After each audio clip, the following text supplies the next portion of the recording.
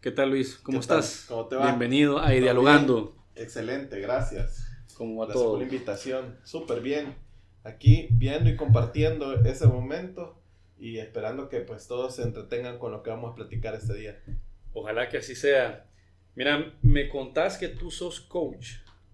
Así es.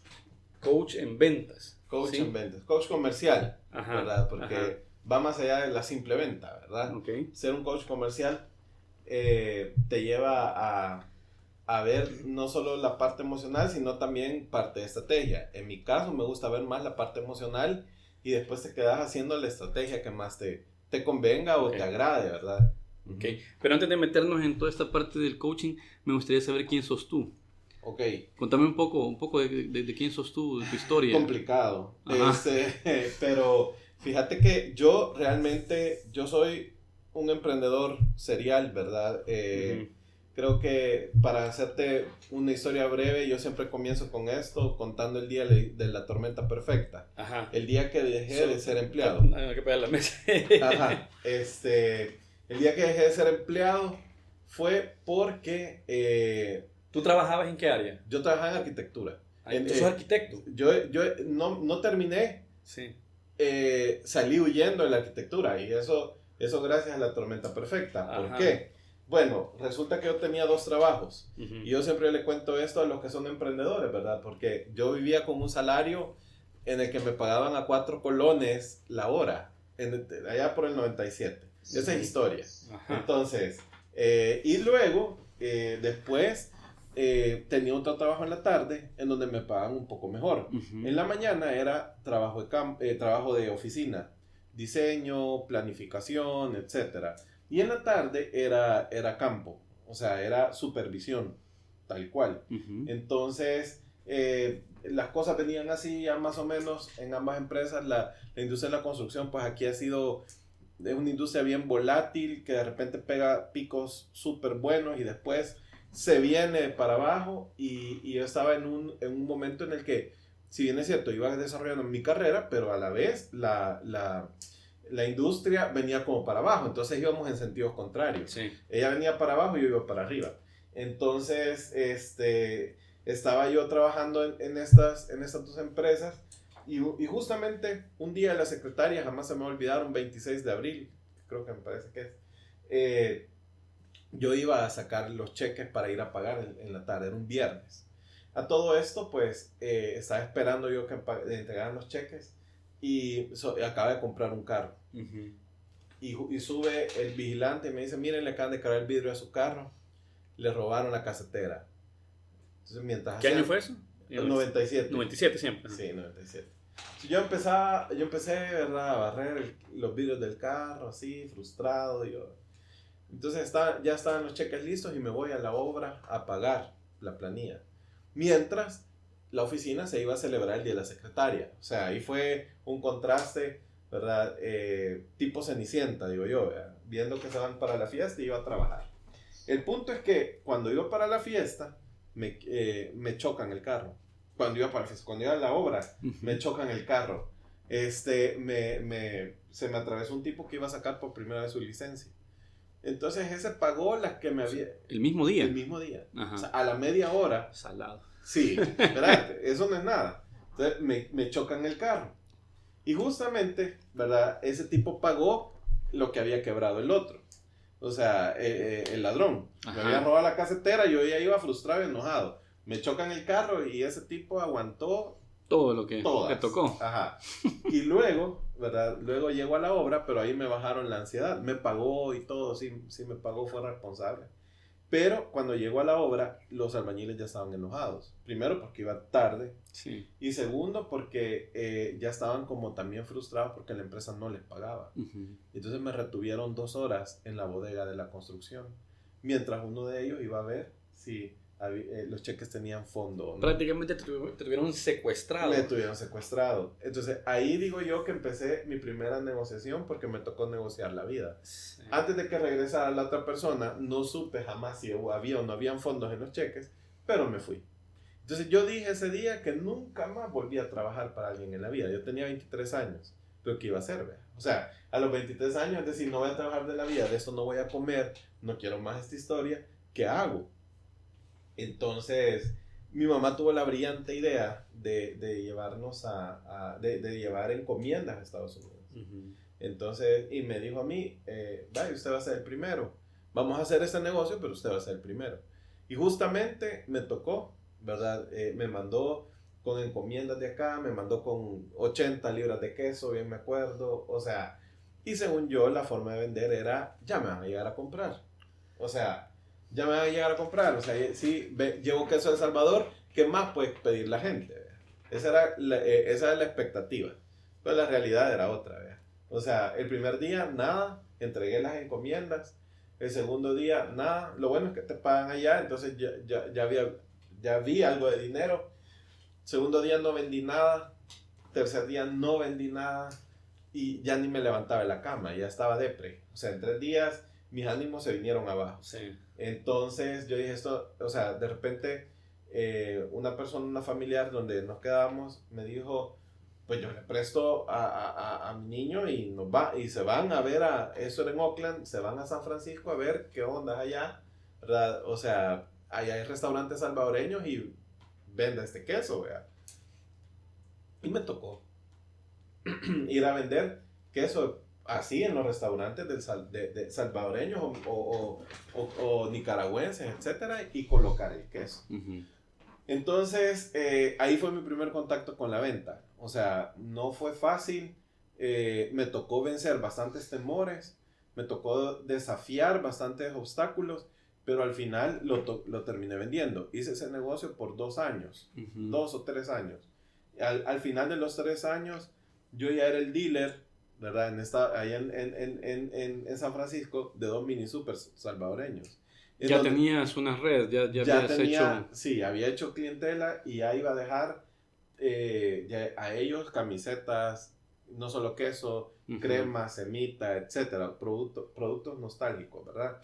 Entonces... Eso tiene un gran mercado en Estados Unidos y bueno, principalmente Estados Unidos, quizás por lo que yo he escuchado, pero también en donde sea que hayan, no solo salvadoreños, sino que sean centroamericanos. La nostalgia Centroamericano. vende mucho afuera. Vende bastante. De hecho, por ejemplo, a mí el queso me lo compraba mucha gente nicaragüense. ¿Por qué? Realmente el queso no era El Salvador, era Nicaragua. Ajá. O sea, entonces el buen queso es hecho allá. Sí. Entonces, había como un vínculo siempre y guatemaltecos también. Y ya no solo eso, sino que la semita, por ejemplo, en buena parte la adoptó el mexicano. Bueno, de hecho, aquí en El Salvador entiendo que buena parte de la carne que se vende viene de Nicaragua. Ah, exacto. Viene de Nicaragua. Muy buena parte de la carne. Sí, más para esa época, que creo que ya para esa época el agro aquí en el país iba prácticamente en picada. Sí, en picada. Entonces, así fue como empecé yo, ¿verdad? Y luego de eso, pues la verdad, no lo voy a negar, yo me volví un joven de $2,500 en la bolsa para mí, nada más. Entonces yo dije, o sea, esta es mi realidad y voy a trabajar de arquitecto en la otra realidad que no me dio de comer y me llevó a vivir una vida algo frustrante, entonces dije, no va. O sea, entonces, pero hubo un momento en el que yo me quise ya formalizar y todo, y estudié un técnico de diseño gráfico, porque me salió la oportunidad de poner dedicarme al negocio de la impresión, Pero ya acá, sí. sí, ya acá, o sea, ya acá, y entonces yo les diseñaba a las imprentas cuando no había como todo ese boom de las herramientas digitales como Photoshop, Illustrator, Sí. en aquel tiempo era PageMaker, etcétera. Entonces, y Corel era lo más sofisticado, entonces yo manejaba muy bien Corel y así empecé. Me dieron espacio en un cuadrante, así como dentro de otro negocio para atender unas imprentas y no me iba mal. O sea, no me iba mal, pero tampoco era como llevar encomiendas a Estados Unidos de lucrativo. Sin embargo, le apostaba yo a un negocio. Sí. Y así fue como me estabilicé ya acá, ¿verdad? En el mundo de las artes gráficas.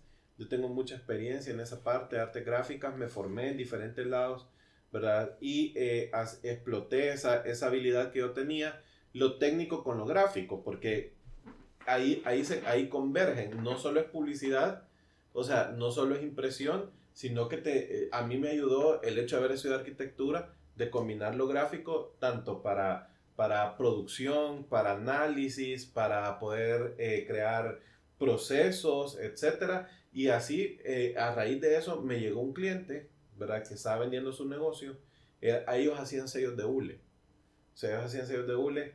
Y yo nada que ver en la vida con los sellos de hule. Pero me dijo, mira, ese es un buen negocio, que no sé qué. ¿Y por qué lo venden? Bueno, era una persona nicaragüense que venía para abajo ya con su negocio. Tenía ciertos... Estaban vendiendo el negocio. Estaban vendiendo el negocio, $3,000. O sea, porque venía para abajo el dueño. Sí. Entonces, yo dije, bueno, pues es una oportunidad. Lo compré y empecé a apostarle al negocio. El primer mes vendí $125. O sea, y aquello que uno se queda como, eso no es lo que esperaba. Pero justo pasando el primer mes, bueno, ¿por qué pasó ese primer mes? Yo lo compré ahora y al día siguiente yo oferté para Claro, bueno, que en ese momento era Telecom, oferté una licitación donde cambiaban todo el logo. O sea, una venta de $13,000, pero se tardó un mes en la aprobación. Ajá. Entonces, justo el primer mes pasamos así, ¿verdad? En Lipidia, como decimos acá, $128 y había que pagar 2 salarios, agua, luz, local y teléfono y todo. Eso es lo difícil de tener un negocio que a veces creo que muchos no logran comprender, ¿verdad? Porque, digamos, una empresa grande, uno se distancia tanto de esos problemas, digo, uno como empleado, se distancia tanto de esos problemas, o incluso como un tercero viendo desde afuera, uno no piensa que tal vez pasan momentos en los que tienen que ver cómo rebuscarse para conseguir para pagar la planilla, y la planilla nunca falta. Exacto. ¿Verdad? Y mucho más en una empresa pequeña que va comenzando, mucho más difícil, digo yo, porque el pequeño emprendedor no tiene necesariamente la capacidad al crédito que tiene una empresa grande, pero a veces los empleados no miran eso, ¿verdad? O la gente de afuera no mira eso. Siento que a veces ha habido mucho ataque al empresario y esa parte no se mira, pero realmente el empresario tiene bajo su responsabilidad pagarle a su gente independientemente venda o no venda. Venda o no venda, exactamente. Esa camiseta, esa chaqueta que te pones de líder, ¿verdad? Y dueño de tu propia lancha o de tu propio barco, de ahí depende de lo que tengas en ese momento, no cualquiera, ¿verdad? Y a mí me tocó vivirlo porque ya habían 2 bocas más que dependían de mí. Sí. Entonces, pero justamente pasando ese mes y la licitación, la gané. O sea, yo gané, era una venta de $13,000 y la gané. Yo dije, wow, esto es así. O sea, le apuesto más al negocio. Y para resumirte el cuento, pues yo pasé de ese negocio que facturaba, el primer mes facturó $128, lo llevé en 3 años a facturar 5,000 mensuales, ¿verdad? Y no solo eso. Paralelo a eso, a mí son de las cosas que siempre cuando me pregunten con cuánto capital iniciaste tu negocio, yo siempre digo menos 45,000. O sea, es un número cholotón. O sea, yo comencé menos 45,000 en mi negocio. ¿Por qué? Porque justo en el tiempo que yo compré ese negocio, a mí me quedó una deuda de $45,000. De esas que no esperas que te queden a ti. Sí. O sea, fue en qué momento me llegó esto que no me lo esperaba. Y entonces, pero realmente, ¿verdad? Cuando tú tenés esa presión que es un catalizador para salir adelante y no vivir acomodado, o sea, hacer lo imposible por salir. O sea, el dicho es, la necesidad tiene cara de perro, ¿verdad? Tiene cara de perro, ajá. Entonces a mí en ese momento yo sentía que veía como 4 perros. Sí. Entonces, y justamente lo logré hacer. No solo esa casa se convirtió, porque fue un inmueble el que me quedó así en deuda, no solamente se convirtió en ese perro, ¿verdad? Sino que se convirtió en mi primer negocio inmobiliario. O sea, realmente le saqué un buen lucro porque en 5 años lo pagué. O sea, trabajando duro, ¿verdad? Porque aquí no hay fórmulas mágicas, sino es trabajar. Lo pagué en 5 años y la vendí. O sea, y le gané un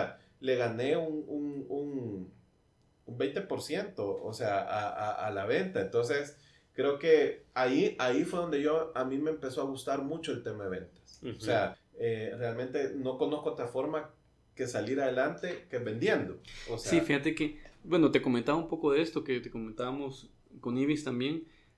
El tema de las ventas creo que es un tema que a nivel de educación o de formación creo que no ha sido muy bien transmitido. Exacto. Porque las universidades, por ejemplo, te enseñan un montón de conocimientos bien teóricos realmente, útiles, porque son útiles, pero no sé qué tanto están ellos enfocados en el desarrollo de competencias que te hacen avanzar. Exacto. Digamos, bueno, ya desde hace años se ha puesto muy de moda el tema de las competencias en el reclutamiento para las empresas. Y una de las cosas que uno busca es si la persona ha hecho algo y tiene la capacidad de hacer algo. O sea, el personal de recursos humanos se especializa bastante en hacer las preguntas exactas necesarias para obtener la información que tú necesitas. Y digamos, para ventas, que son, no solamente es quizás la parte más importante de una organización, sino que también es lo que más rota. O sea, el área donde la gente rota más. Por lo mismo que tienen metas y el que no cumple las metas tiene que salir y entra alguien más. Y en cierta forma el vendedor tiene que tener esa presión, ¿verdad? Exacto. Entonces, lo que pasa ahora es que empezás a buscar vendedores y realmente para ventas casi que si me decís, tengo un título de universidad, para ventas es un plus, ¿verdad? Pero a mí lo que me interesa es saber si tú ya tenés experiencia vendiendo, si tú lo has hecho o si de alguna forma tu personalidad podría desarrollar esas competencias de ventas, ¿verdad? Entonces, creo que eso hay que entenderlo bien cuando uno está como queriendo crecer. Exacto. A nosotros nos ha tocado también aprender a fuerza el tema de cómo hago para transmitirme bien. Si no vendo mi producto, no tengo negocio. Exacto. Eso es lo más importante.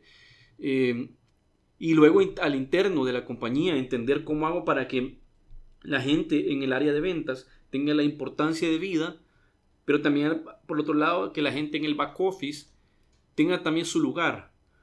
Y cómo hacer para que ellos vean el negocio como es. Porque si bien puede pasar que alguien que está en el back office refundido en una oficinita haciendo su trabajo y tal vez haciéndolo súper bien, pueda sentirse un poco mal porque no lo tratan como tratan a los de ventas, por decirlo así. Claro, el de ventas vive con la pistola en la cabeza.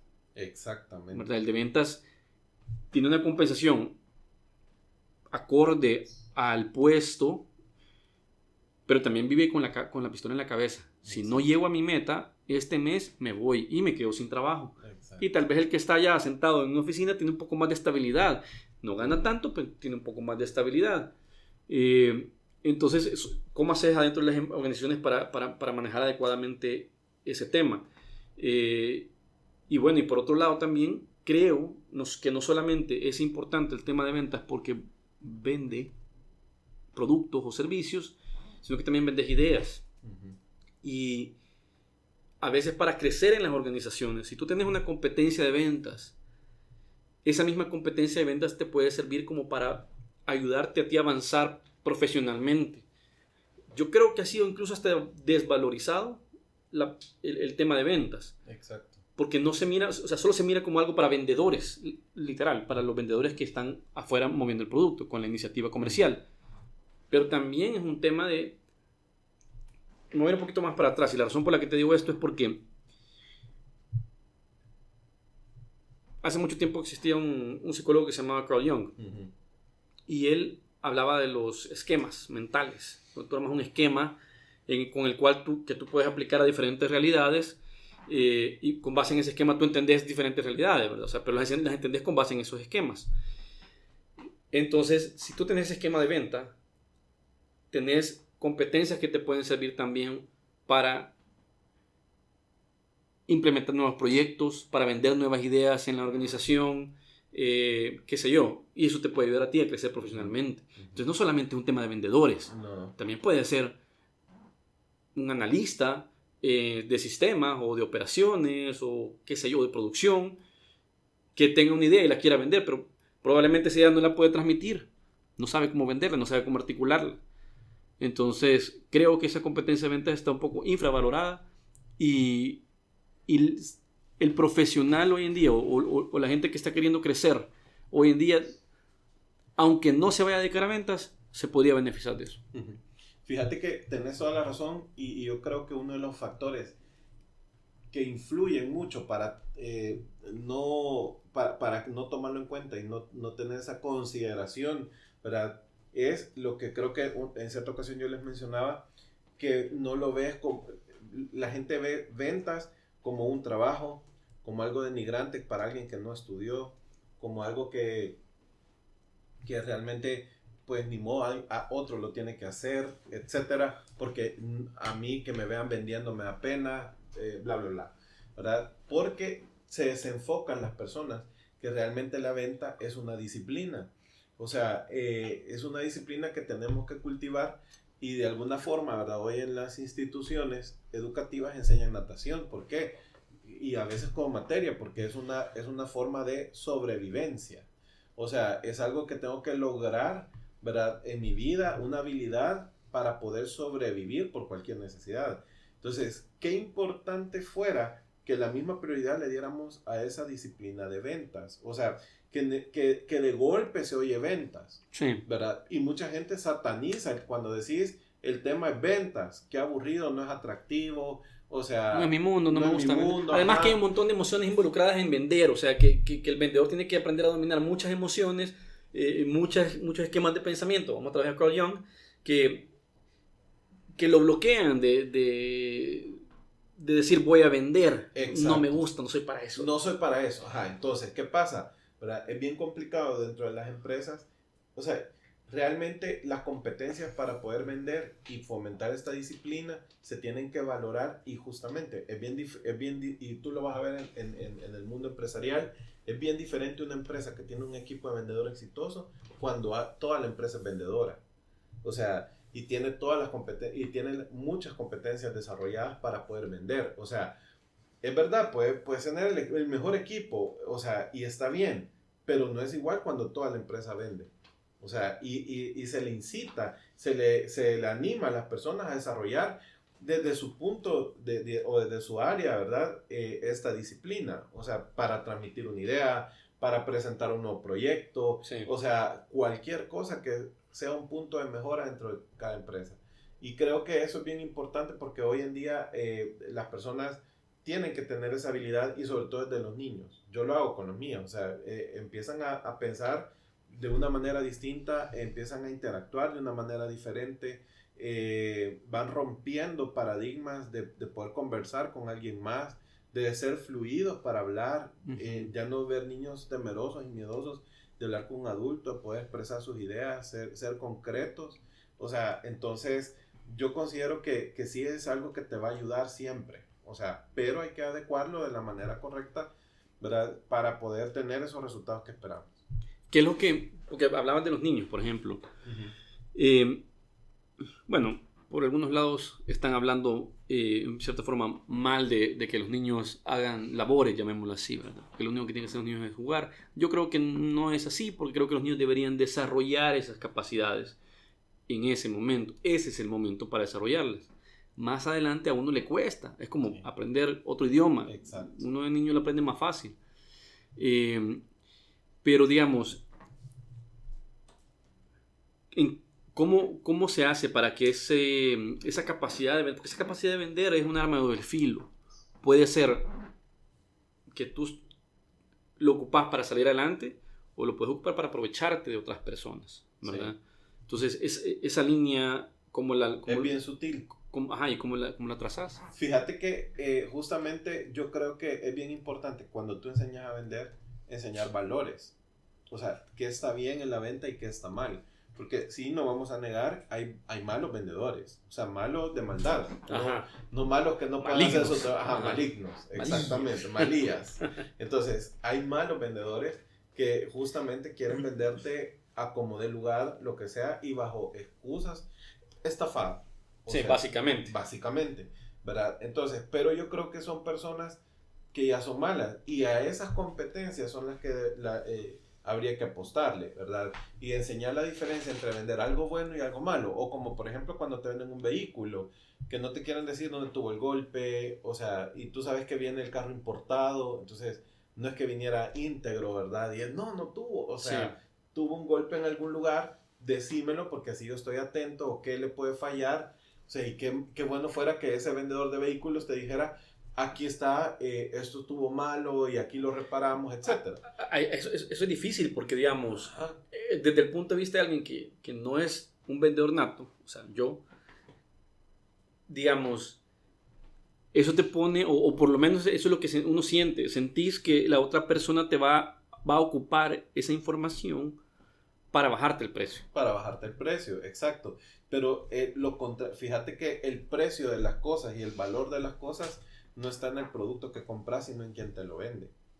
Entonces, cuando tú tenés a alguien que es realmente súper confiable, entonces yo te pago el precio. Porque sé que me estás diciendo la verdad y me voy confiado. Entonces, para mí está bien. O sea, hasta propina a la gente. O sea, si se siente más agradecida por la confianza. Entonces, yo creo que en la medida de lo posible, porque hay una sociedad contaminada de la cultura de ventas. O sea, ¿contaminada en qué sentido? O sea, tanto el comprador, el que nunca vende nada, sino solo consume, ¿verdad? Tiene un mal concepto del vendedor o las ventas, como el vendedor generalmente de sí mismo, que no ha tenido ningún tipo de formación, ¿verdad? Entonces eso te lleva como a que te quede mal yo si me pedís algo y te vendí mal, o a que también el comprador, porque no solo derechos tiene el que vende, sino que el que compra, o sea, de pagar a tiempo, etcétera, o de no, por ejemplo, yo veo, ¿verdad? Personas que ven a alguien en el mercado y quieren que casi que regaladas les den las cosas, pero van a un almacén de mucho prestigio, de ahí no se atreven, pero ni a decir, tiene un descuento la camisa, o sea, cuando realmente esa es una mala forma de negociar. O sea, entonces la sociedad está contaminada en la forma de hacer negocios, ¿verdad? Y creo que eso es bien importante, pero digamos del lado del vendedor, trabajar una cultura sana de ventas. O sea, decir no lo tengo, creo que es más importante a decir sí y rebuscarme y no es mi área y quedar mal. O sea, decir no es vender también. La gente piensa que decir solo a todo tengo que decir sí, pero hay cosas que no tenés y mejor quedar bien. A mí me pasó en el negocio. O sea, yo me metía, después de que yo avancé, me empecé a meter en una línea de arte, ya en las artes gráficas, propiamente con imprenta, trabajo de imprenta, ¿verdad? Las máquinas que hacen bla, bla, bla y hacen un gran ruido, ¿verdad? No sé cuáles son. Con las offsets. O sea, son unas máquinas grandes como el tamaño de la mesa, en donde metes el papel aquí y te sale un color, después metes el otro color y así, ¿verdad? Para producir volumen. Ajá. Entonces, ¿qué me pasaba muchas veces? En eso se estaba poniendo muy de moda los viniles, los banners, etc. Yo viniles no hacía, stickers. Entonces me preguntaban, ¿y haces? Sí. O sea, pero cuando mi entregable era algo espantoso, porque yo ni sabía cómo hacerlo realmente. Entonces, hubo alguien que me dijo una vez, mira, o sea, si no lo sabes hacer, mejor decir que no. O sea, fue una restrega de cara, pero que realmente a mí me llevó a aprender a ser sincero con los clientes. O sea, y eso no lo hago, le recomiendo a alguien. Esto no hago aquí. Entonces, y a enfocarme en lo que sí sé vender. Entonces, creo que eso es parte de los valores, ¿verdad? Parte de la cultura que hay que fomentar en ventas. Ahora, ¿por qué pasa eso? Pienso yo. Muchas veces desenfocamos la parte emocional y solo nos enfocamos en la parte numérica, en los resultados. O sea, pero realmente el 80% es emocional y el 20% son números. En este libro que te estaba enseñando, si quieres, me lo pasas, por favor. En ese libro que te estaba enseñando, estaba leyendo que todas las ventas son emocionales. Exacto. este libro se llama Psicología de Ventas de Brian Tracy. Ajá, muy Me bueno. gustaron unos amigos que lo leyeron previamente, me lo recomendaron y lo estoy leyendo, me está sirviendo mucho. Ajá. Pero habla de que todas las ventas son emocionales. Exactamente, todas.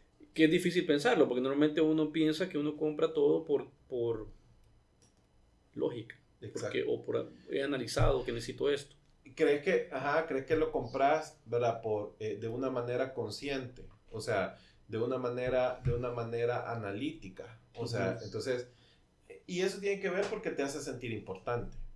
Y es peligroso también, porque si tú te fijas, bueno, peligroso no sé si será la palabra, pero bueno, sí, porque si no te sabes controlar, compras muchas cosas que no necesitas y puedes terminar con muchas deudas. Bueno, sí. En Estados Unidos hay mucha gente que tiene deudas de tarjetas de crédito porque son compradores compulsivos. Exacto. ¿Verdad? Y se meten en muchos problemas en la vida por eso. Exacto.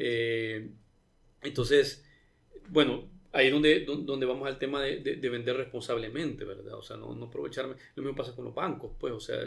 la venta de plástico, por ejemplo. Correcto. O sea, creo que es crear un mundo de fantasía alrededor de un consumidor que no está preparado, creo que es bien irresponsable, ¿verdad? Porque de alguna forma también el vendedor de tarjetas te acosa, busca cómo, o sea, y al final quedas endeudado, ¿verdad? Pero también creo que el consumidor debe saber, ¿verdad? Que ellos no compran, porque mucha gente después resulta que es víctima, sí. pero es víctima de sus propios impulsos. En esencia, al final es responsabilidad de cada quien, las acciones que cada quien hace. Estás comprando dinero fiado. O sea, el negocio del banco en sí es vender dinero. Sí. O sea, entonces esa forma de pensar creo que no la cultivamos. Ahora, todo te lleva a un impulso emocional siempre para consumir. O sea, independientemente cuál sea la transacción, por muy racional que se oiga una transacción que tengo que hacer, pero el trasfondo siempre es emoción. O sea, siempre hay una parte emocional que te está empujando a comprar algo. O sea, en la medida que uno va rechazando y va como minimizando la emoción, tú vas priorizando las compras. Pero realmente si tenés un buen vendedor que te dio en el clavo con esa necesidad, o sea, listo, ya compraste. O sea, porque también ahí viene la habilidad del vendedor, no en meterte algo a la fuerza para comprar, sino en detectar qué es lo que realmente necesitas y que puedes comprar. O sea, emocionalmente me puedes llevar a pensar que yo, por ejemplo, ahorita no puedo necesitar un café. O sea, yo puedo estar aquí, pero emocionalmente me puede llevar a que sí. O sea, y sí, puede ser, fíjate. Yo escuché, no sé si era chambre o realmente sucedió que en algún momento se hizo una prueba en un cine en el que pasaban imágenes por una fracción de segundo. Creo que era de Coca-Cola o no sé de qué marca. Y que comprobaron de que eso ocasionaba que la gente después saliera a comprar esa bebida. Ajá. O sea, había más probabilidad de que lo compraran. Yo creo que sí. Yo considero que sí. O sea, porque activa tu impulso. O sea, activa tu deseo. Entonces, y sutilmente. O sea, yo como vendedor, yo voy a hacer todo mi mejor esfuerzo porque tú me compres, ¿verdad? O sea, sí. Es tu trabajo. Es mi trabajo, lo tengo que hacer. Ahora, yo creo que en la medida en que uno sea como también, que hoy ya no está de moda, pues, pero antes lo eran, esos vendedores que eran acosadores. O sea, o sea, era cómpreme, o sea, y te lloraba, ¿verdad? Si no llego a la meta, miren, me van a despedir si no me compra. O sea, que todavía hay unos que hacen sí, esa de hecho, yo tuve una experiencia en la que alguien que trabajaba vendiendo tarjetas de crédito, bueno, yo lo conocía a él de hace muchos años, y le perdí el rastro por un montón de años, ¿verdad? Y luego me lo vengo a encontrar de casualidad que andaba vendiendo tarjetas de crédito. Y bueno, lo saludé y todo, no por la tarjeta de crédito, no entablamos una conversación por la tarjeta de crédito, más bien porque, pues sí, o sea, ¿qué te has hecho? ¿Dónde has estado? Etcétera, etcétera, ¿verdad? Y luego lo agregué a redes sociales y todo. Y luego por redes sociales me empezaba a vender. Y me llamaba. Hasta que llegó un punto en que me dijo, mira, saca la tarjeta porque si no me van a quitar. Sacala y después la cancelás, me dice, no te preocupes. Y ya ahí sí ya no me gustó porque yo no quería tarjeta y no me gusta que me estén metiendo en un bonche que no es mío, ¿verdad? Ajá. Entonces, pero hay gente que hace eso, o sea, hay gente que trata de ocupar como tus emociones o no quizás no son emociones, quizás aquello de querer ayudar al prójimo para hacer cosas malas que parecen buenas, ¿verdad? Entonces, como eso de quererte decir, me va a ir mal si no me compras. Sí. O sea, entonces cargas. Pero ahí te das cuenta que también estás hablando de un ejemplo que al final estás jugando con tu emoción. Sí, cabal. Al final eso está tratando de hacer. Al final siempre está tratando de hacer. Ahora, dentro de las cosas más difíciles que yo creo que es vender y donde las emociones están como más reacias a tomar una acción, por ejemplo, son los servicios funerarios. O sea, sí, fíjate que ese tema, justamente qué bueno que lo traigas porque yo me puse a pensar hace como 2 semanas, estaba pensando cómo hago para mejorar mis ventas. Si pudiera, y se me ocurrió, si yo pudiera hablar con un vendedor de servicios funerarios, justamente para preguntarle cómo hacen ellos, porque si hay algo que debe ser difícil de vender es eso. Totalmente. Porque de plano, o sea, uno no pasa la vida diciendo, necesito un ataúd. Ajá. O necesito un lugar a donde me voy a quedar, a dónde voy a quedar, ¿verdad? Cuando me muera. O sea, más si sos joven, o sea, ¿sí? O sea, me imagino que la gente que ya está empezando en eso, normalmente tal vez tenga una avanzada edad o ya tiene algún padecimiento, algo que lo tiene, que mira bien cerca esa situación. Ya no reclama la tierra. Correcto. Claro, estas son cosas que, desde mi punto de vista, todos deberíamos tener. Deberíamos prever, justamente. Pero uno no pasa pensando en eso. Entonces digo yo, puchica, irle a pedir a alguien que te pague, no sé cuánto valdrá eso, unos $5,000. Digamos, o sea, depende. O sea, pero imagínate que tenés que comprar el nicho y tenés que comprar el servicio funerario. En un servicio funerario. Y el ataúd. Ahí viene. Ajá. O sea, entonces en el paquete es un combo. Sí. Ajá, pero el nicho es aparte del servicio. Sí. Pero imagínate que un servicio promedio cuesta alrededor de entre $1,500 $2,000. Ajá. Más $3,000, sí. O sea, en el paquete completo tenés que consumir $5,000. Sí, más o menos. O sea, que si te pasa, digamos, de imprevisto, o sea, tenés que tenerlos o tenerlos. Uh-huh. Si querés quedar en un lugar donde, digamos, no, que sea cómodo, que la tierrita sea así como que no sea muy calientita la tierrita. Tipo esponja, ajá. Entonces, que sea tierra flojita, sí. Sí, con jardín y todo. Pero, o sea, se vuelve complicado, ¿verdad? Porque realmente es algo que todo el mundo no quiere prever.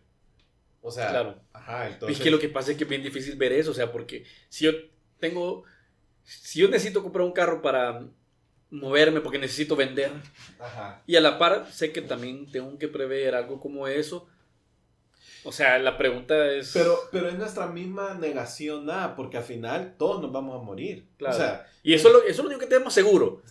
Exacto. Si yo compro mi carro para ir a vender, nadie me asegura que voy a vender. Ajá, pero la muerte sí, o sea, la muerte tú la tenés, o sea, mira, al final de la historia, o sea, somos simples mortales y nos vamos a morir. Sí, cabrón. O sea, entonces, creo que hay varios elementos que los deben de ocupar los vendedores de estos servicios, pero que, ¿sabes qué pasa? Que muchas veces también no lo quieres ver porque hay como trampas también. Uh-huh. O sea, te dicen, no, mire, usted pague tanto por ciento y puede usar esto. O sea, y a la hora de las horas no sucede. O sea, tenés que tener, si querés darle uso a un pedazo de tierra que has comprado, tenés que haberlo pagado total.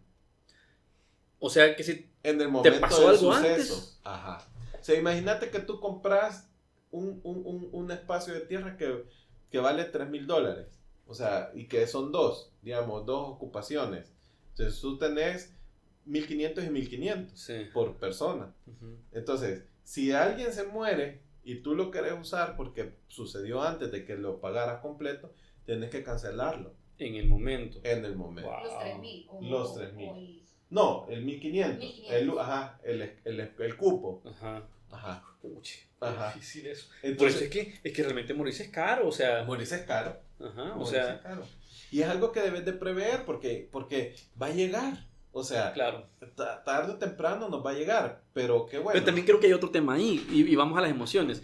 El tema es que, vaya, por ejemplo, yo no quisiera pensar en eso.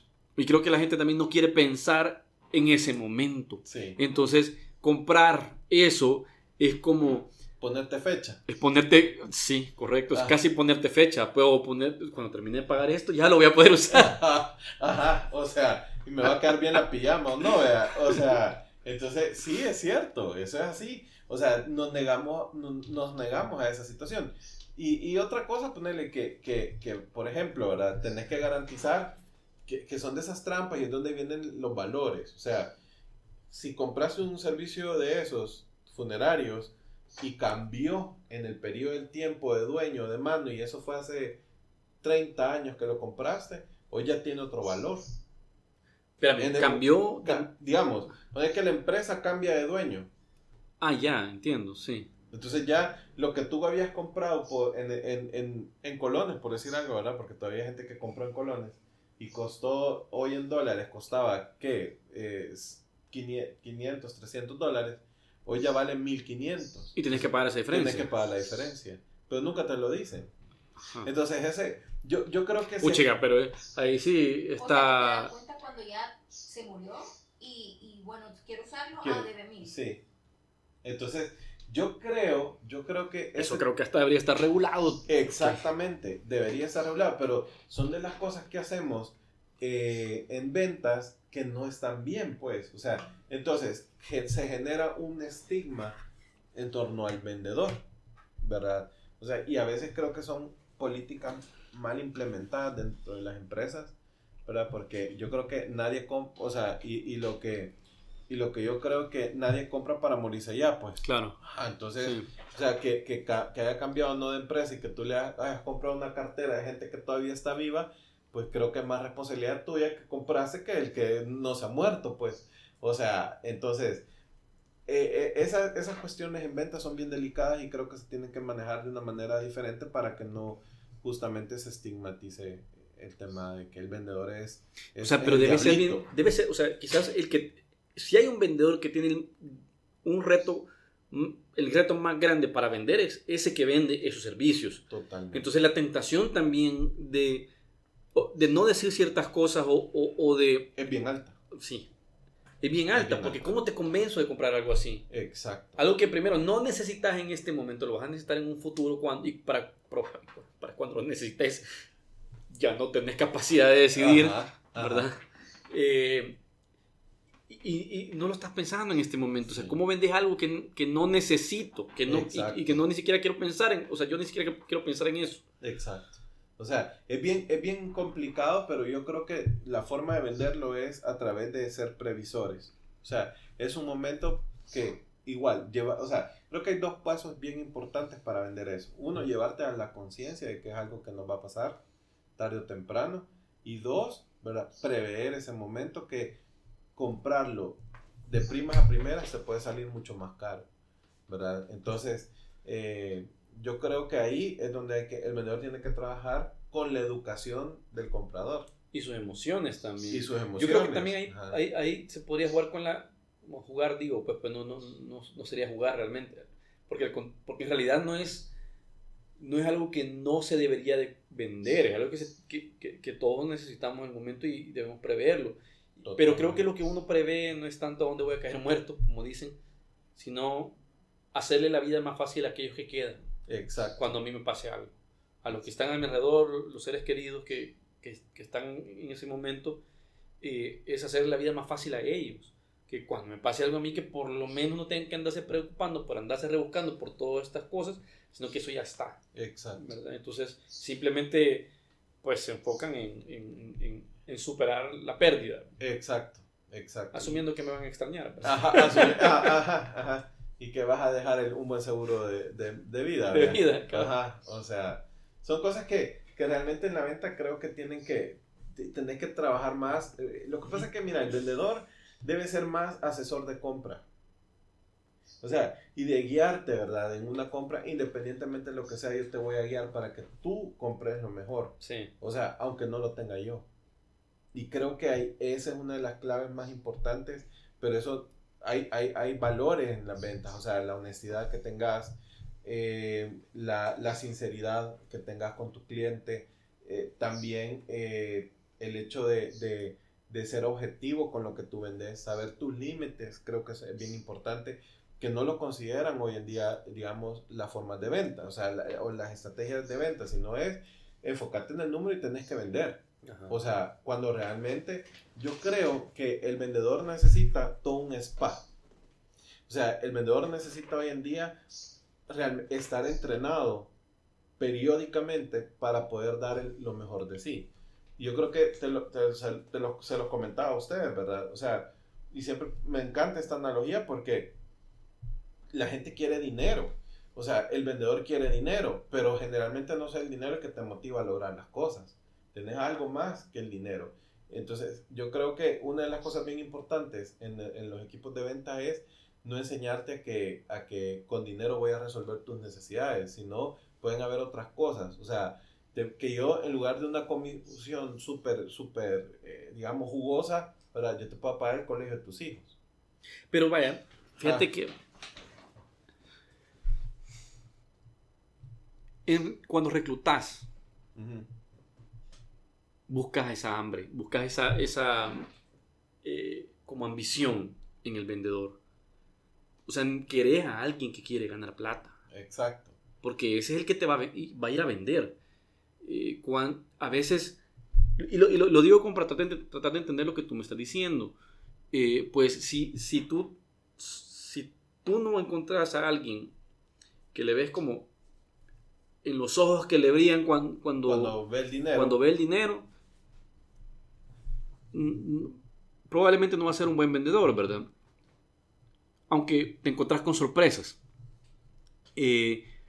Pero ¿cómo haces para encontrar ese balance? Porque también aquellos que son muy ambiciosos pueden cometer esos errores que estamos hablando, caer en esas tentaciones de decir lo que no deberían de decir o decir cualquier cosa con tal de vender.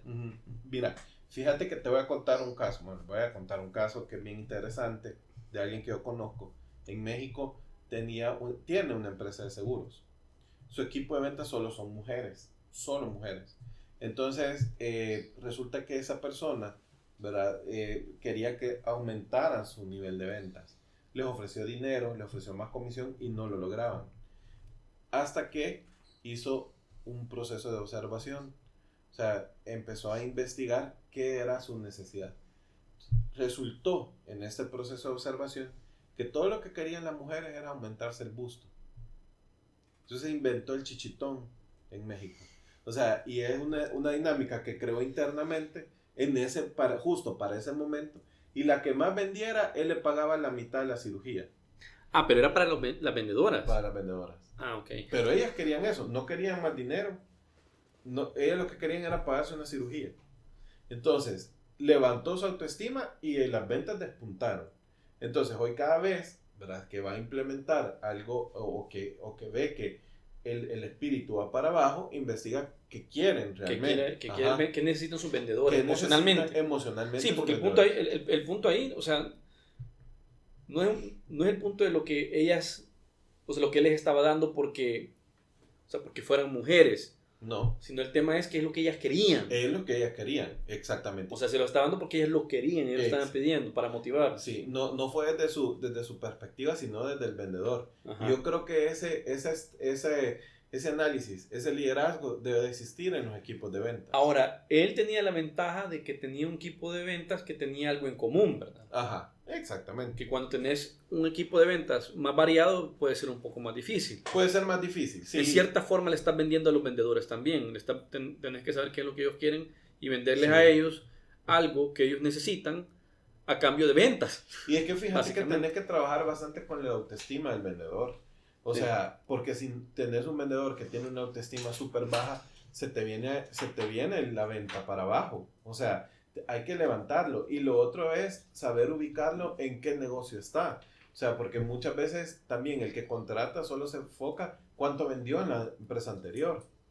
O justamente si tiene hambre. Pero la estrategia cambia de giro a giro. Sí, y en el tiempo también. Y la otra cosa que creo que pude observar en los equipos de venta en el pasado es que los vendedores tienden a ser como emocionalmente un poco inestables, ¿verdad? Entonces, enseñarles a manejar sus emociones, manejar la frustración, el rechazo, porque el vendedor, si tú te pones a pensarlo, el vendedor es una persona que pasa, no sé, 80-90% de su tiempo siendo rechazado. Ajá. Escuchando, no, Sí. no, gracias, no quiero, te agradezco, pero no, o deja de fregar, ¿verdad? Sí. Ya no me estés llamando. Entonces, eso quiere hacer que no... Algunos tienen más tolerancia a eso que otros, pero los que tienen menor tolerancia, porque no puedes tener un equipo de ventas todos con una alta tolerancia al rechazo. Al rechazo. O sea, van a haber algunos que tienen menos que otros. Entonces, la importancia de... Y lo digo porque a mí me gustan mucho los temas relacionados con la psicología. Y como lo mencionaba en la intro de este canal, yo no soy psicólogo, pero le tengo un gran respeto a la psicología. El tema de la salud mental es súper importante. Y ayudarle a los vendedores a mantener esa estabilidad emocional es no solamente importante, sino que también es saludable, valga la redundancia, saludable porque ellos de esa manera manejan mejor su estrés y se enferman menos o se dañan menos y probablemente también afectan menos afuera del trabajo, ¿verdad? Entonces, todo el tema, todo lo que tiene que ver con ventas tiene que ver de alguna forma con las emociones de las personas, ya sea el vendedor y el comprador. Total. Y también por otro lado, también le veo una ventaja al tema de la salud mental en el tema de ventas, porque una persona que tiene una salud mental adecuada es una persona que tiene un cierto nivel de conciencia de sus propios pensamientos y de por qué tomar decisiones esa persona. Y uno aprende de los demás normalmente pensando en uno mismo, irónicamente, ¿verdad? Ajá. Porque tú te das cuenta, ¿por qué llegué a esta conclusión? Porque pensé esto, sentí esto, me pasó esto, que en realidad yo tengo miedo de eso. Y uno no puede evitar ocupar eso como, no quiero decir generalizar, pero como para ese mismo esquema, volvemos a lo mismo, ese mismo molde, pensar, probablemente los demás también tienen algo de este patrón de pensamiento.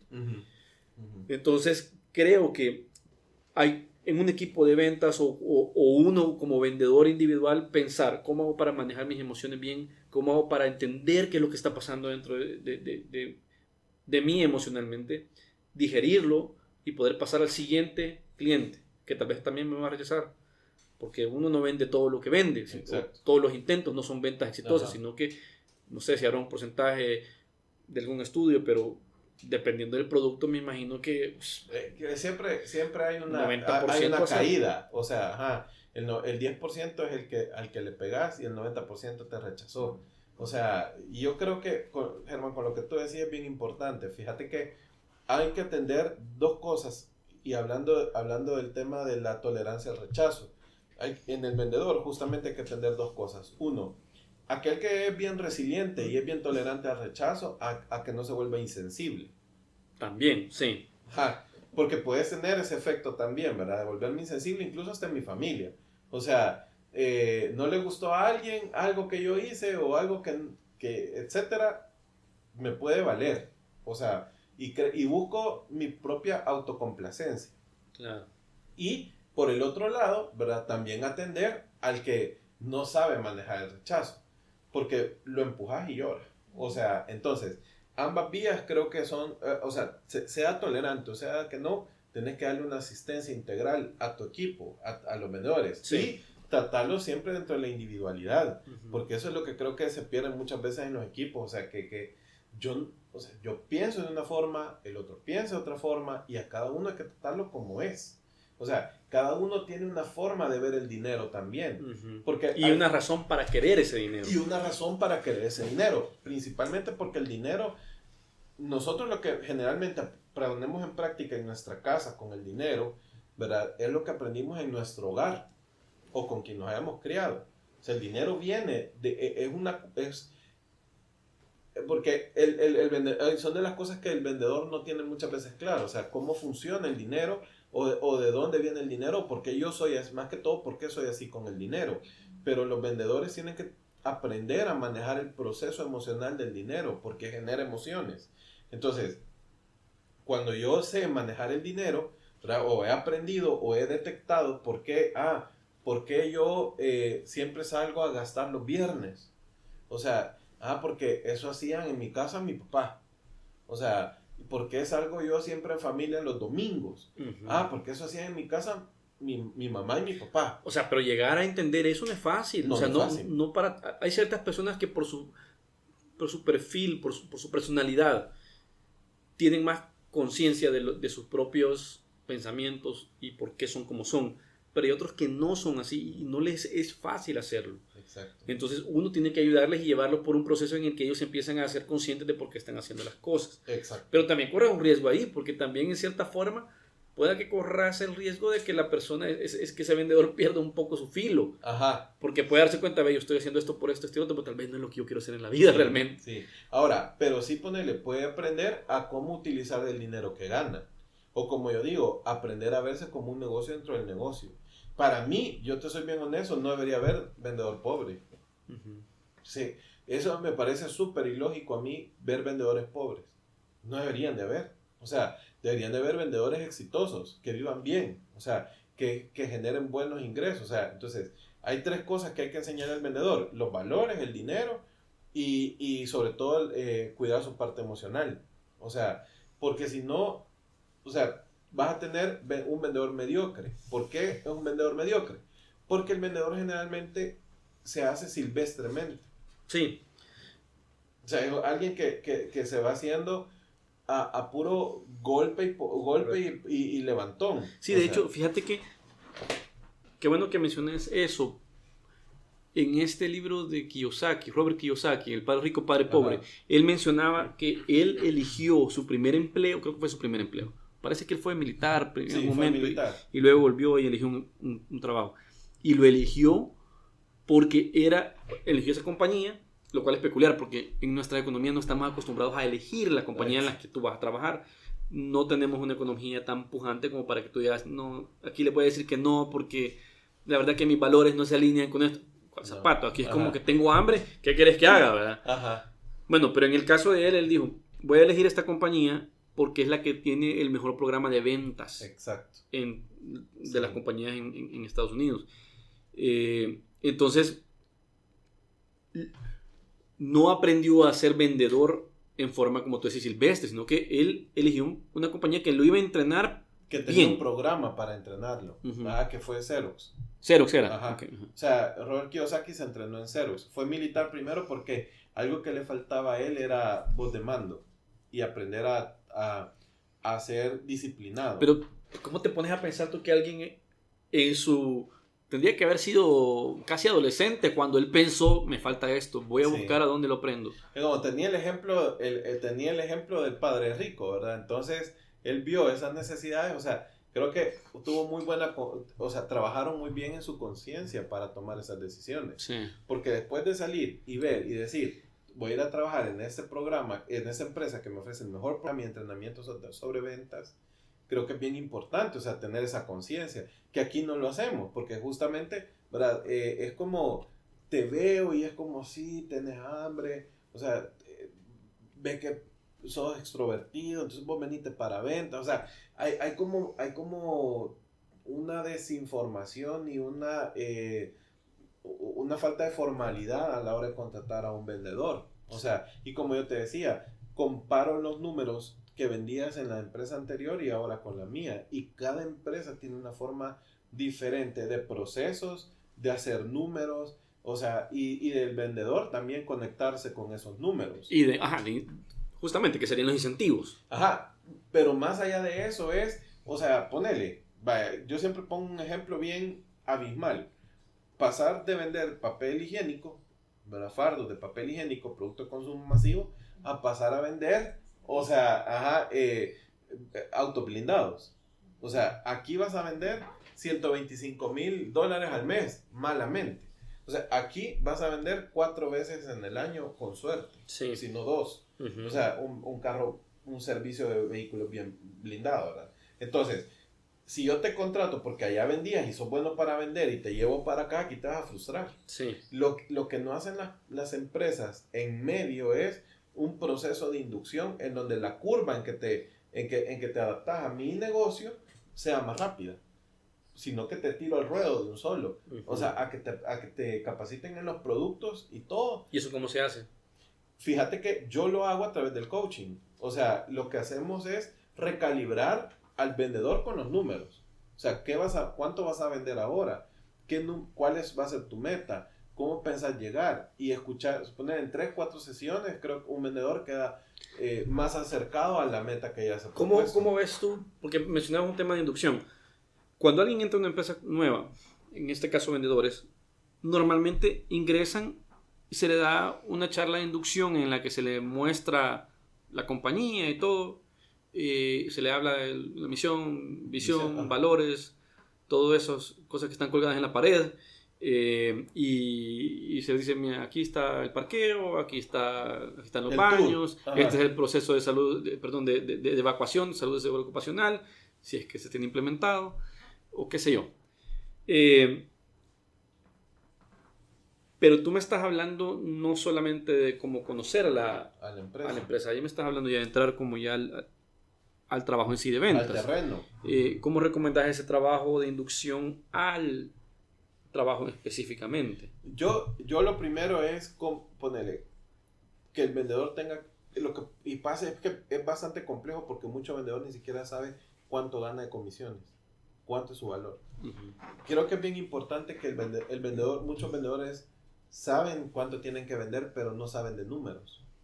O sea, entonces es bien importante que un vendedor sepa de números para que haga una proyección, para aprender a hacer proyecciones sencillas de él como vendedor. O sea, dentro de la empresa. ¿Y qué tiene que hacer? Es decir, o sea, mira, fíjate que aquí la metes de $125,000, pero hoy ¿qué vas a vender? Vas a vender silbatos para patos. O sea, entonces es como, y antes vendía papel higiénico, ¿verdad? Entonces, yo creo que va a ser lo mismo, pero ni siquiera allá atendía personas que venden en tiendas, comercio informal, etc. Aquí voy a atender cazadores. O sea, entonces es como el ambiente es bien diferente. Entonces yo tengo que involucrarlo emocionalmente a este vendedor en este mundo donde él se va a desarrollar ahora, que es bien diferente al anterior. Uh-huh. Aquí va a atenderse con fulanito de tal, etcétera. Allá era la niña chita, ¿verdad? O sea, la de la tiendita. Entonces, hay que llevarlo a poder congeniar con ese nuevo ambiente. Uh-huh. ¿Cómo se comporta el cliente? ¿Verdad? ¿Qué tengo que saber y cómo tengo que hablarle a este público? Entonces, que no piense igual que el otro. Entonces, y armar un buen pitch para llegar y penetrar en este cliente que tengo que conquistar nuevo. Entonces, yo creo que esa forma, ¿verdad?, de llevarlo en un proceso acelera más la curva de aprendizaje. Porque hay quienes contratan y a los 6 meses ya lo están sacando. Sí. Porque no se adaptó. Sí. O sea, porque no pudo congeniar con los números. O sea, pero lo que falla es el proceso de inducción. Uh-huh. O sea, tal vez el vendedor no es que sea malo. El vendedor probablemente lo que no tuvo son las luces correctas para que pueda ser exitoso en ese negocio. Uh-huh. Y ahí es donde entra en eso a lo que yo me dedico para poder transformar, ¿verdad?, la actitud en ventas y alinear al vendedor. Yo siempre he tenido problemas entendiendo la figura de coach. Tal vez me ayudas a entender un poco. Uh-huh. O sea, ¿qué otras figuras hay afuera? Porque es que, mira, en cierto momento llegué a pensar que un coach era una técnica de ventas en sí. Ajá. ¿Verdad? Porque estando sentado en una silla de un área de recursos humanos, te llegan a ofrecer, o te llegan, no sé, 2-3 correos diarios, por poco, ofreciéndote servicios de coaching. Ajá. ¿Verdad? Entonces, uno ya no sabe si es un tema de cualquiera se llama coach o qué es lo que hace un coach, o sea, qué es lo que... Fíjate que lo que tú decís es bien cierto, o sea, cualquiera se puede llamar coach. Ahora, ¿qué pasa? O sea, ¿y qué te puedo decir? Hay coach ontológicos, coach en PNL, coach, o sea, hay diferentes tipos de coach. Es aquel que te entrena para algo, ¿verdad? Porque hay coach deportivos. O sea... Y yo creo que a mí donde me pierde este tema de los coaches es lo que hablan cuando hablan coach de vida. Ajá. O sea, bueno, para eso no es como que un psicólogo, o no debería estar un psicoanalista o alguien, no sé, ayudándote a mejorar tu vida. Ajá, o sea, y de hecho yo creo que es una rama que nació en la psicología, pero que realmente no llegaste a ser un psicólogo, es como un técnico. O sea, es algo más técnico, pero a la vez como más práctico.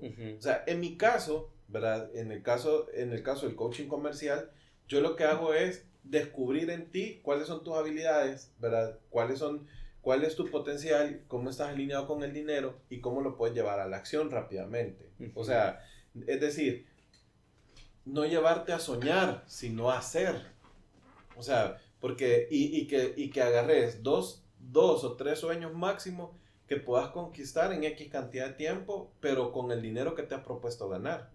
Porque muchas veces te vas por una parte en la que mucho sueño, o sea, y mucha psicología, pero poca acción. Sí, análisis parálisis. Análisis parálisis, correcto. Entonces, ¿verdad?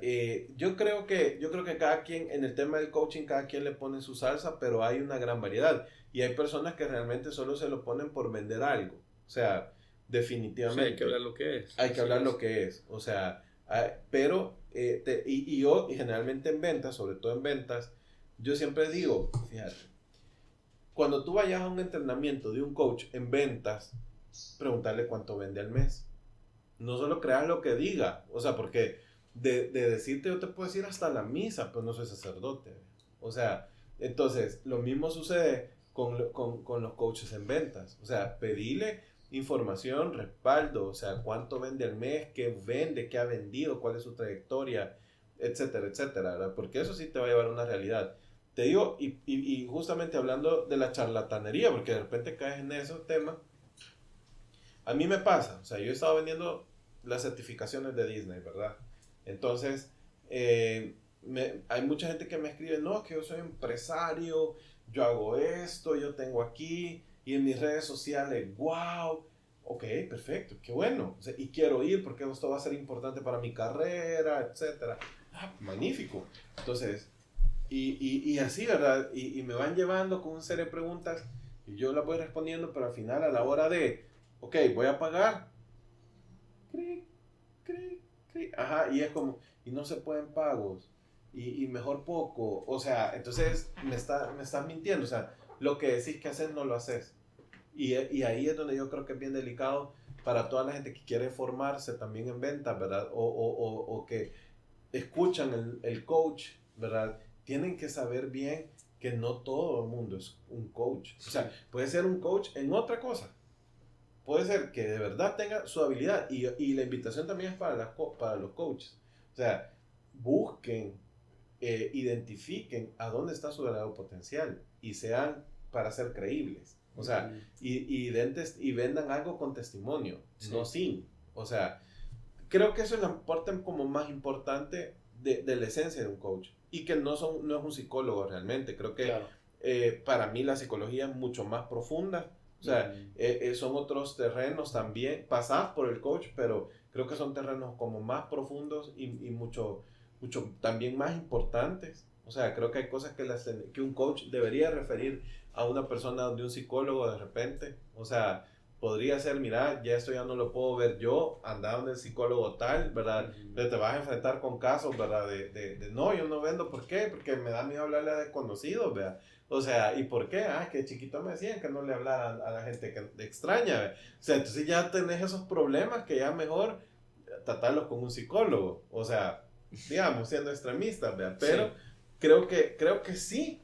O sea, es importante, ¿verdad? Delimitar hasta dónde puede llegar un coach.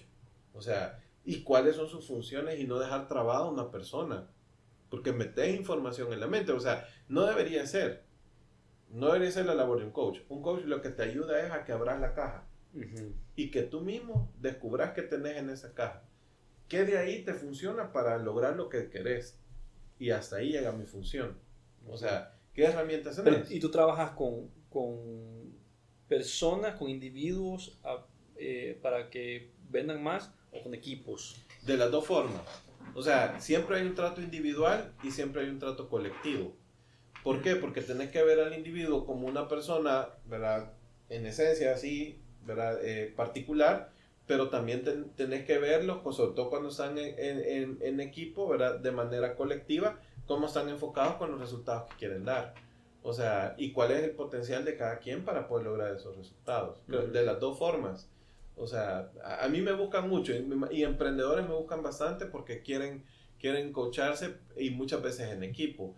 Pero el emprendedor debe tener claro muchas veces que a veces lo que anda buscando es estrategia, no coaching. O sea, que más mentoring. Sí. Ajá, entonces, y además... ¿Cuál es la diferencia? Fíjate que, vaya, uno ve cosas prácticas. Es decir, ves tus números... El coach. No, digamos, una la persona. mentoría... Ajá, el emprendedor. La mentoría es una asesoría técnica, ¿verdad? En la que ves herramientas, cómo las estás ocupando, herramientas de ventas, en el caso mío, herramientas de ventas, ¿verdad? Es decir, lo tengo bien costeado, lo estoy vendiendo a través de estos canales, cada cuánto lo visitas, eso es más herramienta, ¿verdad? Y el coaching, ¿verdad? Eso ya voy más a la parte emocional. Uh-huh. O sea, es ver solo tus emociones con los números, es decir, con el dinero, con tu ser, ¿verdad? Y con la tecnología. Hoy lo estoy aplicando mucho cómo utilizar la tecnología para vender. ¿Hace cuánto haces esto? Eso lo estoy haciendo desde hace 4 años. Uh-huh. O sea, 4 años. ¿Desde hace 4 años lo empezaste a aprender o ya lo empezaste a implementar? Empecé a implementar. Okay. Lo empecé a implementar desde hace 4 años. Me volqué, o sea, a mí cuando yo tuve mi empresa de impresión 15 años, la cerré vendiendo, todavía me escriben los clientes para que les venda. Realmente a mí lo que me pasó fue que me desconecté del negocio y creo que para los que son emprendedores a veces la frustración es tal, frustración de diferentes tipos. En mi caso no era de ventas, ¿verdad? Pero también me hostigó el mercado, o sea, me aburrí de ir a abrir y cerrar, o sea, hubieron tantas cosas variables ahí que me desesperaron, pero sobre todo hubo algo bien importante que yo dije, yo quiero ubicarme realmente con lo que soy, porque yo llegué de carambola al negocio de la impresión, no llegué por algo que había planificado en mi vida. Entonces yo hice un punto y aparte, ¿verdad? Hablando del viaje del héroe, que yo dando esa vuelta dije, quiero hacer algo distinto, o sea, yo quiero retarme a eso, pero quiero hacer algo de verdad que me ayude a aportar algo de valor a los demás y hacerlos crecer. Y justamente pues ahí fue donde entré en el mundo del emprendimiento, ¿verdad? Y todo lo que, antes de dar el salto, yo me empecé a certificar en varias cosas. Y ya certificado, empecé a trabajar en algunos proyectos para ciertas organizaciones, ¿verdad? Empecé a hacer mis pininos y ya luego empecé a meterme más con emprendedores, o sea, que están en una fase diferente y ya es una forma de pensar más estructurada, porque es un mundo bien diferente, ¿verdad? O sea, el emprendedor trataba con comerciantes y con emprendedores. Lastimosamente, el emprendedor no tiene dinero, el comerciante sí. Sí. O sea, va al grano a hacer billete. Y yo trato de llevar esta información al emprendedor. O sea, que tenga un poquito de emprebiznero, como yo digo. Y eso me ayudó a mí a ir fortaleciendo. Ahora me estoy metiendo mucho con los equipos de venta. Veo la parte de emprendedores también, pero me gusta más el tema de equipos, del vendedor en sí. O sea, la persona que realmente está trabajando en equipo, pasa un proceso de selección, o sea, tantas cosas por las que pasa un vendedor, y yo creo que la meta es dignificar al vendedor. O sea, sobre todo porque yo siempre digo que no es un trabajo las ventas, sino una disciplina, pero el que se emplea para vender está en nuestro país 5 o 10 años de dejar de existir. O sea, en otras latitudes ya el vendedor la venta ya se automatizó. Si yo tengo más un asesor que te da seguimiento a un cierre, son más cerradores que vendedores. El vendedor te prospectaba, el vendedor te negociaba, te cerraba, y incluso a uno hasta cobran. Y yo voy en contra de todo eso. O sea, creo que tenés que mantener enfocado. O sea, unos son buenos para prospectar, otros son buenos para cerrar, otros son buenos para negociar. Pero ya cuando lo metes en cobro, creo que lo estás metiendo en una labor que ya no tiene sentido. Sí. Ajá. Lo difícil de eso es cómo haces para que el vendedor venda responsablemente si no mira al otro lado también, ¿verdad? Tiene que aprender. Ajá. Pero no tiene que, creo que, bueno, incluso uno hasta dejar pedido. O sea, creo que ahí ya sacas de su terreno al vendedor. Yo creo que es muy importante llevar el pedido y conocer bien al cliente, pero no es algo que vas a hacer todo el tiempo. Sí, hay paralelismos de esto en otras áreas también, porque bueno, el último podcast que hicimos con Jaime Izaguirre hablábamos de arte, y yo le contaba a él que una de las cosas que notamos en el arte es que el artista, normalmente, no todos, hay artistas que son muy buenos para vender su arte, pero digamos que en general el artista quiere estar pintando. Y de hecho nosotros vimos un video de alguien que ahorita se me escapa el nombre, que es un profesor de arte, y él decía, tú querés estar pintando, o sea, nosotros como artistas queremos estar pintando, queremos estar haciendo nuestra arte, y tu labor es enfocarte en eso. Entonces, básicamente lo que le estaba diciendo es que contrataron a alguien para que le vendiera su arte, ¿verdad? Entonces, aquí estamos hablando de algo similar, solo que para el vendedor que se enfoque en vender o que se enfoque en lo que sabe hacer bien, y todo lo demás debería ser como aparte, lo que tú me estás diciendo. Exactamente. O sea, debería, creo que en un proceso de selección yo debería ver esos 3 facetas y no contratar vendedores multifunción. Sí. O sea, ¿por qué? Porque después lo querés tener. Pero vaya, ¿cuánto has prospectado? ¿Cuánto has vendido? O sea, pero tú me decías previamente que un vendedor debería ser como una mini empresa dentro de la empresa. Sí. Tiene que tener esa visión 360 grados de la venta. Pero hay cosas en las que va a ser más exitoso que en otras. Ajá. O sea, y ahí es donde está su fortaleza. Ok. Y bueno, trabajas con clientes afuera del país sí. y aquí en el país también. Fíjate que hago 2 cosas. Justamente trabajo con clientes acá y hago interconsultas de manera en línea. En línea, remota. Ajá, remota. ¿Y cómo te pueden contactar si alguien quisiera hablar contigo? Fíjate que lo pueden hacer a través, lo más fácil es hacerlo a través de mi página, ¿verdad? Que es www.luislaines.net. Ok. Ajá. Pero también estás en redes sociales. Y también en las redes sociales, definitivamente, ¿verdad? Ahí es @Luis con X Laines. En Instagram. En Instagram. Solo estás en Instagram. Y en Facebook también tengo la fanpage. Igual. Bueno, por te Luis Laines. Ajá. Si buscas como Luis Laines en las redes, ahí aparezco. Ok. Ajá. Bueno, creo que, no sé si tenés algo más que agregar. Creo que ya tengo más claro un poco cómo es el tema de las ventas y del coaching. Ok, excelente. No, todo creo que hemos hablado suficiente de ventas, lo más importante. Ajá. Y pues para el que quiera hacer dinero estamos a la orden. ¿Ve? Perfecto. Ajá. Bueno. Un último consejo tal vez para alguien que está como nuevo en las ventas, creo yo. Ok. Un último consejo para alguien que está nuevo en las ventas es que estudie. O sea, yo creo que hoy programas así como este, ¿verdad?